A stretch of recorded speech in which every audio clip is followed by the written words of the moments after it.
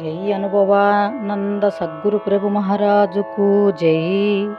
జై అభయానంద సద్గురు ప్రభు మహారాజుకు జై. సభా విజ్ఞాపన రెండవ కందార్థము. వినవలెనని కనవలెనని మనసందున కోర్కెగల్గు మనుజుల వినుడే. వినజేసెద కనజేసెద ఘనమగు ఈ బోధ వీనా కననొల్ల నాటి. మనుజులు చెనుడొచ్చిన త్రోవ బట్టి తినుమంటే పులి వల్లదనిలో కూలన వింటి గనుకానే వినవాలే నన నోరాడదు వీణా కననొల్ల నాటి. మనుజులు చెనుడొచ్చిన త్రోవ బట్టి. జై సద్గురు. జై సద్గురు. కృష్ణ ప్రభు కందార్థములు సభా విజ్ఞాపన రెండవ కందార్థం. దీనిలో కృష్ణ ప్రభువులు ఏం చెప్పదలుచుకున్నారు అంటే, దీనిని ఎవరైతే చక్కగా వినాలి, చెలించక వినాలి, వినిన దానిని గురు సూచనతో గ్రహించాలి అనేటువంటి వారు మాత్రమే వినండి. అలాంటి ఆసక్తి కలిగినటువంటి వారికి వారి కామితార్థము తీర్చగలను,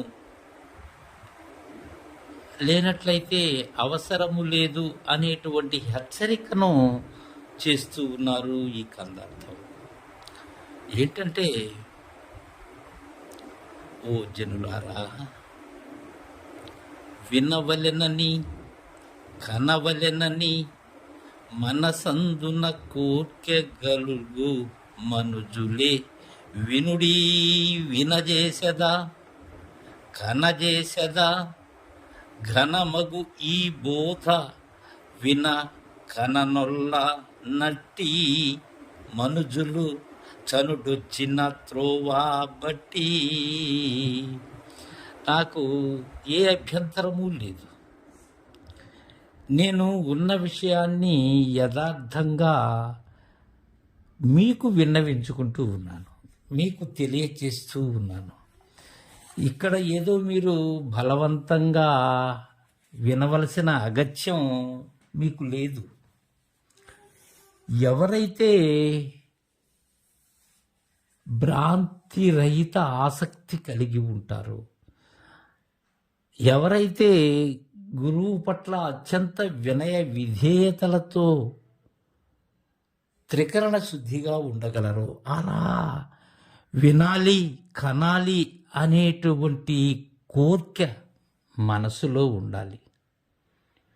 అది తెచ్చుకుంటే వచ్చే కోరిక కాదు. తనంతట తానుగా ఈ బోధ అవసరాన్ని గుర్తెరిగినటువంటి వారికి జనించేటువంటి కోరిక అది.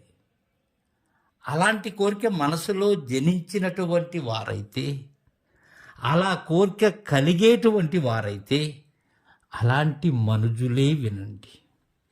ఎందుకని? మనుజులు మనసుతోనే జనించినటువంటి వారు మనుజులు. మనసే కారణం, దాని ద్వారా జనించారు కావున మనుజులు. అలాంటి వారు వినండి. వినజేసేదా కనజేసేదా నేను మీకు భరోసా ఇస్తున్నాను. నేను తెలియజేసేటువంటి ఈ బోధ ఏదైతే ఉన్నదో దాన్ని ముందుగా మీకు వినిపింపచేస్తాను. అలానే వినిపింపచేసిన దానిని ప్రత్యక్షం చేస్తాను. అయితే ముందుగా చెప్తున్నాను, ఇక్కడ మొహమాటం ఏమీ లేదు, నిర్మోహమాటంగానే చెప్తున్నాను. ఘనమైనటువంటి ఈ బోధ అది నాకు తెలుసు. మద్గురుదేవులు సీతారామస్వాముల వారి వద్ద నేను అందుకున్నటువంటి బోధ ఎలాంటిది అనేటువంటి విషయం నాకు తెలుసు. ఇది ఎంత ఘనమైనది అనేది నాకు తెలుసు. జనన మరణ భ్రాంతి రహితం చేసేటువంటిది అని నాకు తెలుసు. అలాంటి ఈ బోధ కననొల్ల నట్టి వినేందుకు గాని కనేందుకు గాని ఇష్టం లేనటువంటి వారు, వల్ల కానటువంటి వారు, అది వారి వల్ల కాదది. వారిని బలవంతంగా వినిపింప చేసినా వద్దు, చెవిటివాడికి శంఖధ్వనిలాగానే అంధుడు ఎదురుగా దివిటి వెలిగించిన చందమే అది. అలాంటి వారు వచ్చిన త్రోవని పట్టండి. ఇక్కడ వచ్చిన త్రోవ తిరిగి వెళ్ళండి అనేటువంటి భావన, మనం ఏదో ప్రదేశం నుంచి వెళ్ళాము అనే భావన కాదు. ఇక్కడ ప్రతి ఒక్కరూ కూడా మూలము లేని ఈ గుర్తిరిగే శరీరము, ఈ నేను అనే ఆవరణంలో వస్తూ పోతూ ఉన్నవారలు. ఇది లయమవుతూ ఉన్నది, మరలా ప్రారంభము అవుతూ ఉన్నది.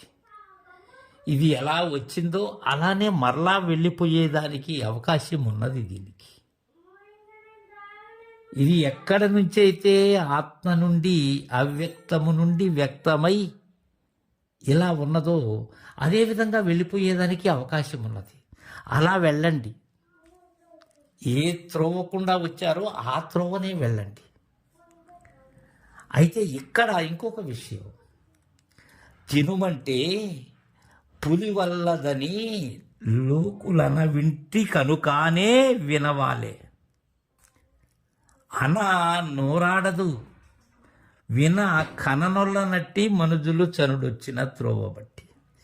ఇక్కడ తినుమంటే పులి వల్లదని లోకులన వింటి అంటున్నారు. ఇదేంటంటే ఆవు పులి కథ. భోజరాజీయము అనేటువంటి గ్రంథం, అనంతామాత్యులు వారు రచించినటువంటి గ్రంథంలో ఆ కవిపుంగవుడు అనంతామాత్యులు అహోబిల నరసింహస్వామికి అంకితం ఇచ్చిన గ్రంథం ఈ భోజరాజీయం. దీనిలో ఆవు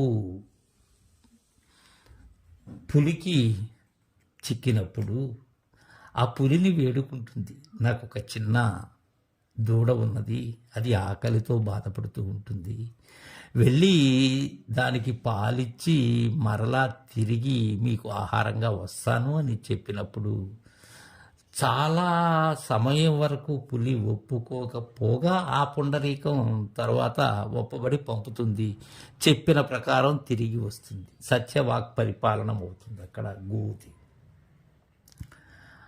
అయితే వచ్చినటువంటి గోవును ఆ పులి, ఆ పుండరీకం నేను తినను అంటుంది.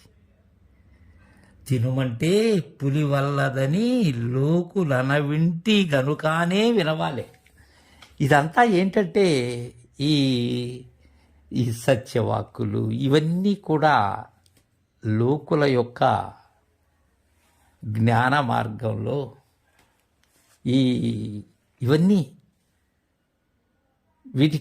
ఇవన్నీ నేను చేసినటువంటి శాస్త్ర మర్యాదలు. ఇవన్నీ లోకులు అంటూ ఉంటారు. ఇవి అవసరము లేదు అనేటువంటి భావన వారికి ఉంటుంది.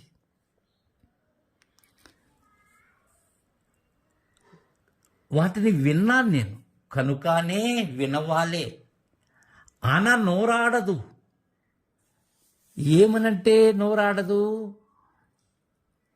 ఇది నాకు అవసరము లేదు, నేను నిన్ను తినను అని పులి అన్నట్లయితే అది నోరాడదు. అలాంటి కథ కాదు ఇది, ఆవు పులి కథలు కాదు ఇవి. విన కననొల్లనట్టి, వినేందుకు కనేందుకు ఆసక్తి లేనటువంటి వారు అలాంటి కథలే వినండి, వారికి అవసరం లేదు ఇది.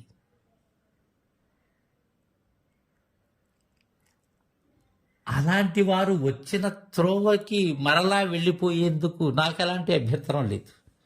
మీకు వినాలి అనే ఆసక్తి, కనాలి అనేటువంటి ఆ అత్యంతమైనటువంటి ఆసక్తి, ఆ మేధ మీకు ఉన్నట్లయితే మీరు వినండి.